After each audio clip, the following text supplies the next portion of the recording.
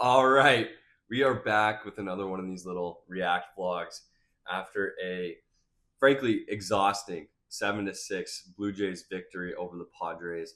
Jays sweep the Padres three straight, get back to a game over 500. Finally, feels like we've been waiting all year for the Jays to get over 500, and it feels good. This was wow. I don't know if you can hear it in my voice. I'm tired after watching that game.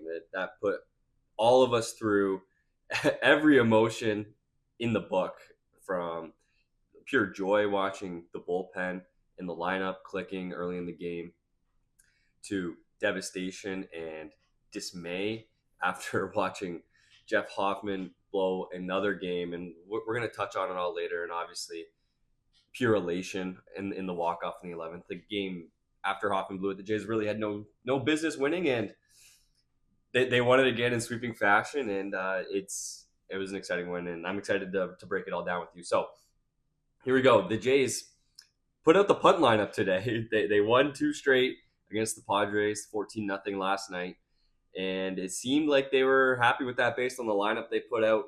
It was also getaway day game, so 1 o'clock start today, and they'd already won the series.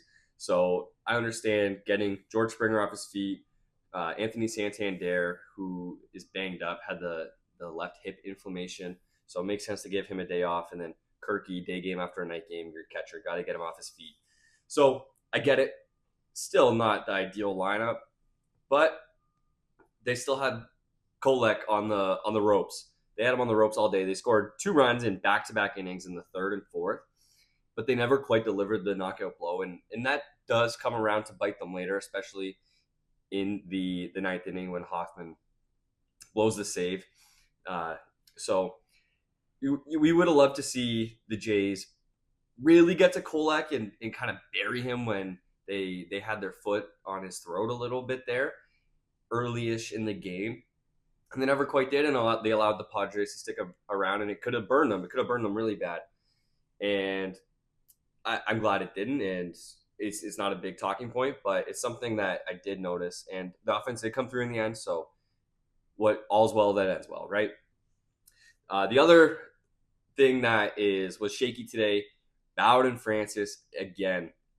4 innings pitched, 2 earned on the homer, 3 hits, 4 strikeouts, and then 3 walks.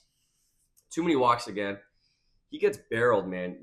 He did well to limit the damage just based on the pure amount of traffic that was on the base paths around him all day.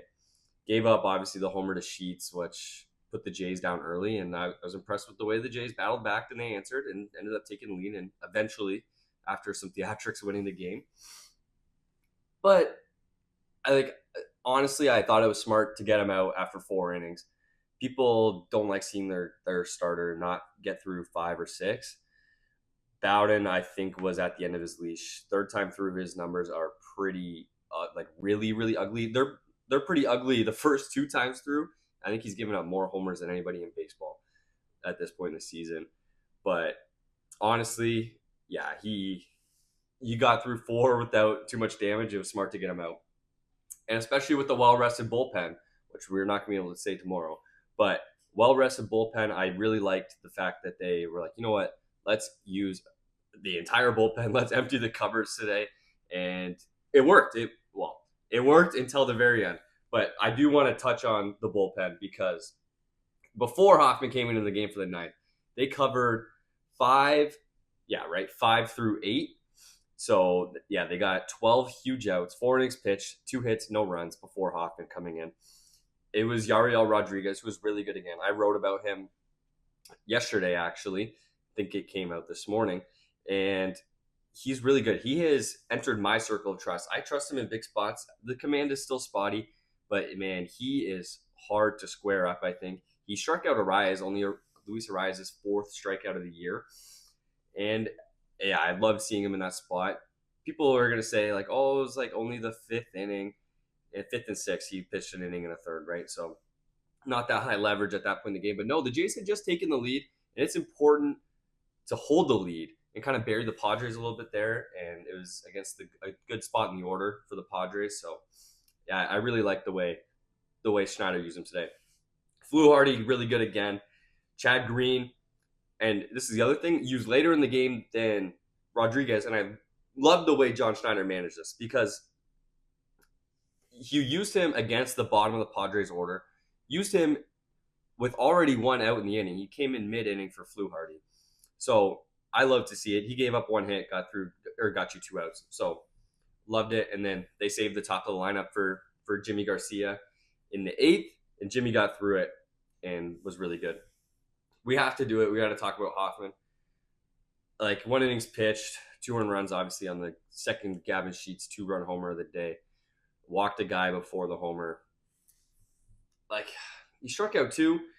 I don't even know what to say. I'm not going to do the thing where it's time to let Jimmy save, and I'm not going to demote him yet, but I don't know what it is. Sometimes it just looks like hitters know what's coming. They're all over him for whatever reason. I have no idea what it is. Like, genuinely not a clue. I did a video trying to break down and see if he was tipping. I couldn't pick anything up. Go watch my video from last week or a couple weeks ago and see if you can determine if he's tipping, but I cannot do it. So I really don't know what it is. Like, sometimes he's untouchable and sometimes he's giving up nukes. So it sucks.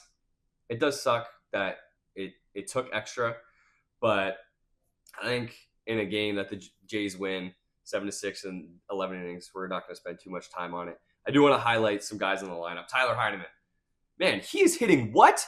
I can tell you, he's hitting 404 with a 973 OPS. It's May 22nd. He's hitting 400. And I get it, he's not playing a whole lot, small sample size, but every time he does play, he makes the most of the opportunity. And he has been unbelievable. Like, more than we could have ever dreamed of from a catcher. He could not hit a lick the rest of the season, and we've already got our money's worth for Heineman this year. Not to mention, he's thrown out 7 out of 12 base stealers this year. Heineman has been amazing. I love the way he calls a game. Love the way he receives. Like, just, he's been awesome. I think Kirky's the guy, and obviously will be the guy forever. And a lot of Heineman's success has to do with probably how little he's playing. But it's hard to not see a lot of at-bats and then keep on your roll. He's been on fire since the outset of the season. He has been fun to watch. I love seeing him in the lineup whenever he's in there, which is not often, but man, like, I'm not going to advocate for more playing time because as soon as you give him more playing time, those numbers are going to come back down to earth. Like, I understand it's not sustainable, but it's been fun to watch. The other guy, Addison Barger, I think I'm an Addison Barger guy. He was 3 for 4 today with a double. Also added an intentional walk in the 11th. All hard hit balls again. He hit cleanup today. He looks like he belongs there. One of the double was against a lefty, the other way off the left field fence. Man, he puts together good at bats. He does not look overmatched anymore. Last year he looked pretty overmatched at times. He looks like calm, cool, and collected in the box. He looks like he has a plan and he's sticking to it. He doesn't panic when he gets to 2 strikes. It has been fun watching Addison Barger. Yeah, he was really good. Jonathan Clase. I don't think I am a Jonathan Clase guy. Sometimes he's a little bit hard to watch. But he was 2 for 3 today, 2 walks, and had the game-tying single in the bottom of the 10th against Jason Adam. Man, he started really bad. He was really hard to watch.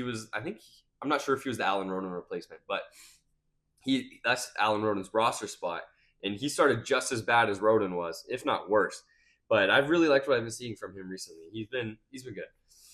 Okay, let's continue the fun a little bit. The bottom of the 10th, frustrating, man. It was frustrating. Jays obviously give up the run. I think the Arias single was in the 10th. So top of the 10th, it's 5-4 for San Diego. And Jonathan Clase immediately singles off Jason Adam. Awesome to see. The Jays tie the game. And they end up with runners on first and second and 1 out with the top of the lineup up. For you Jays fans who are familiar, this will be Bo and Vlad. Undeniably your 2 best hitters. They couldn't score. Couldn't even advance the runners. Pretty frustrating to watch. Felt like that was the dagger. Felt like that was the chance to win. Especially when that happens and then the Padres go get another run in the 11th. And before I get to the walk-off shenanigans, I do have to commend Brendan Little. He was awesome tonight. Gave you an inning and 2/3. yeah, he obviously gave up the 2 runs in singles, but kept you in the game. Like if you can in extra innings with the zombie runner, the ghost runner on second to start the inning, you can keep the other team to just that 1 run. I think everybody will take that. Every team will take that every single time. So bottom of the 11th, the Varsho triple. Man, Varsho's been so good this year. Huge hits too. Like he's gotten a lot of hits and a lot of them for extra bases. I think he's only got like 3 singles, but so obviously that's not going to be sustainable. But he's gotten the hits in big spots. Think about the grand slam last night to bury the Padres there, and think about the 3-run homer and against the Tigers or the Rays, which the Jays ended up losing that game. But I digress. Really good from Varsho. The triple was electric.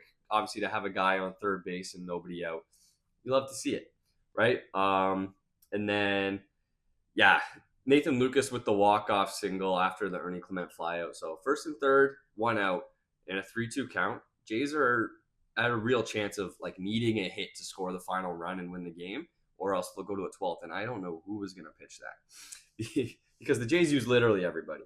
But Nathan Lucas comes through, got it to a 3-2 count, didn't panic against Suarez. Suarez is a really, really, really good pitcher. He's the Padres' best reliever, the closer, and Nathan Lucas got the job done. Jays win 7-6. What more could you ask for? Yeah, I was really impressed that the Jays managed to fight against the Padres' best relievers. Yeah, it was really good to see them do a little bit of damage against Jason Adam and Suarez. So tomorrow, I would love to see the Jays continue this little winning streak they're on right now. It's going to be a TBD versus Drew Rasmussen of the Rays. Jays are headed to Tampa. Actually, Tampa this time at Steinbrenner Field in the minor league park there.